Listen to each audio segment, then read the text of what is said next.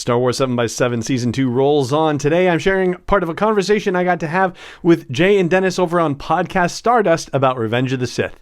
Punch it!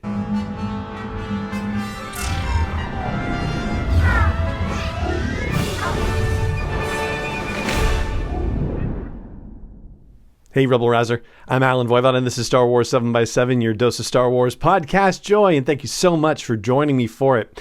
So over on Podcast Stardust, they like to do this thing when there's an anniversary happening for a particular Star Wars movie where they will break the movie up into multiple segments and invite a guest to come on the show to talk about a particular segment. Since this year is the 20th anniversary of Revenge of the Sith, that's the movie that they are examining over the course of the year, and I was lucky enough to go back on the podcast. Thanks so much, Dennis, and thank you, Jay, for inviting me to come on again to talk about a segment that includes the tragedy of Darth Plagueis the Wise. Like, if you had to get a segment to join in on, I mean, yeah, that's the one I probably would have picked. So I was very lucky to be asked and very lucky to get that one. But the clip I'm going to share with you from the show is actually about a scene that happens before that very iconic scene. You'll recall that prior to the opera scene, there's a scene where Anakin goes to the Jedi Council and finds out that he is not going to be granted the rank of Master, for which he is really unhappy. The scene I'm going to share with you in the excerpt that follows is the scene that happens after that between Obi-Wan and Anakin coming out of that meeting. And we'll be talking about the very thankless task that Obi-Wan has in dealing with Anakin's frustration coming out of that meeting. But I'm going to link the whole episode at the blog post for this show's episode at sw7x7.com and in the show notes as well. I hope you check it out. It's a really fun conversation, and I always have a great time talking with Dennis and Jay. It's really awesome. So for the time being, here is a clip from my conversation on Podcast Stardust with Jay and Dennis about Anakin and Obi-Wan in Revenge of the Sith. So Anakin is still hot coming out of this meeting, and he says this is insulting, and he's going on about Obi-Wan, as his brother, as his mentor, is saying, calm down. You've been given a great honor, to be on the council at your age. It's never happened before, and it won't take long until you're appointed, Master. That actually comes later, but he points out, he's like, look, and I'm paraphrasing, we didn't make this appointment. Palpatine did, and we can't just give in completely to this and give it everything that comes with that. Otherwise, it's slippery slope. Again, a lot of this is unsaid, but you can kind of see where they're going on here. Is we can't just make you a master out of this and capitulate to whatever it is that Palpatine says. He'll go on to say, we serve the Senate. We don't, we don't serve its leader. We aren't loyal to him. It's to democracy. It's to the Republic that's going on in this. But at the same time, Obi-Wan hits Anakin's with some harsh truths. He's just like, yeah, you didn't ask to be put on the council, but it's what you wanted.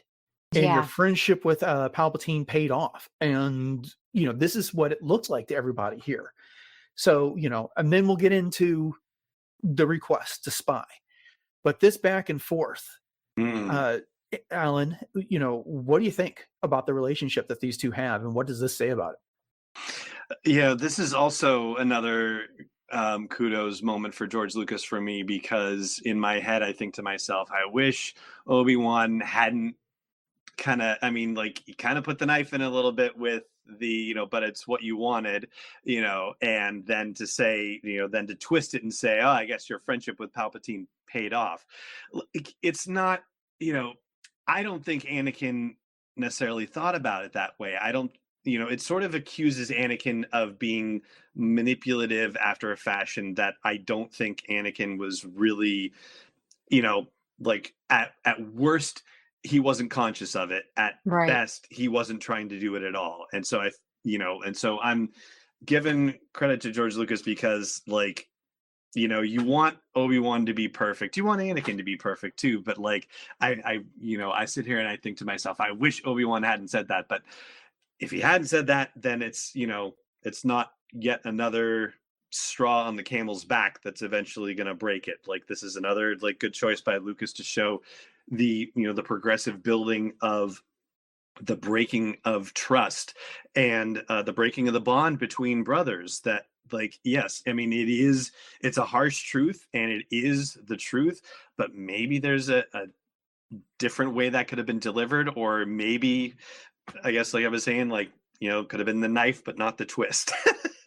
Sure. Yeah. And, to your point, too, I mean, when Obi-Wan says that your friendship has paid off, I mean, basically, he's almost negating every other accomplishment and sacrifice that Anakin has made. Yes. And, basically saying that this is the reason why you're on the council, and not master, obviously, but yeah, your friendship has paid off. Well, that's basically just negating his entire life almost, which I'm not sure I agree with Obi-Wan saying that, other than just to maybe shake his tree a bit and get him to, see his point of view on things. I don't know.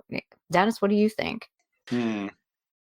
Well, okay, keep in mind that after they got back from the invisible hand, Obi-Wan gave Anakin all the credit for what happened there. It's like, nope, this is your victory. This is, you deserve your glorious day with the sinners. Yeah. Always makes me laugh.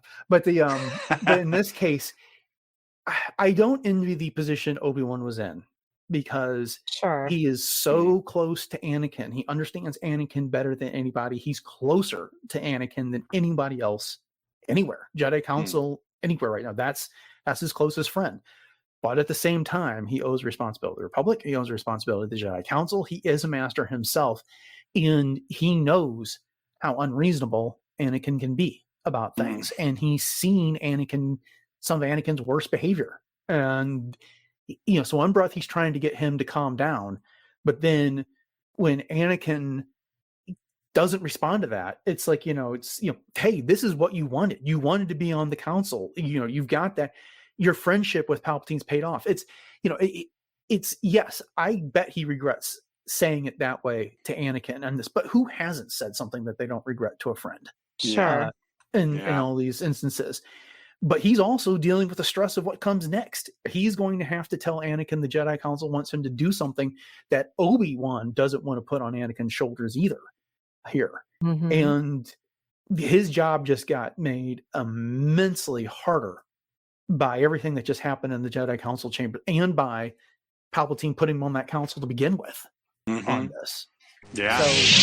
And there you go. That's a snippet of my conversation with Dennis and Jay over at Podcast Stardust about Revenge of the Sith, and in particular that, scene with Obi-Wan. But the conversation starts with Anakin and Obi-Wan talking about the fact that Palpatine has requested Anakin's presence, and then goes on to Palpatine telling Anakin that Anakin's going to get appointed to the Jedi Council, the scene with the Jedi Council itself, and going all the way through to the opera scene talking about the tragedy of Darth Plagueis the Wise. So again, I will link that episode for Podcast Stardust at the blog post for this show's episode at sw7x7.com and in the show notes as well. I hope you check it out. And thank you again to Dennis and Jay for inviting me on the show to talk about it. I really appreciate it.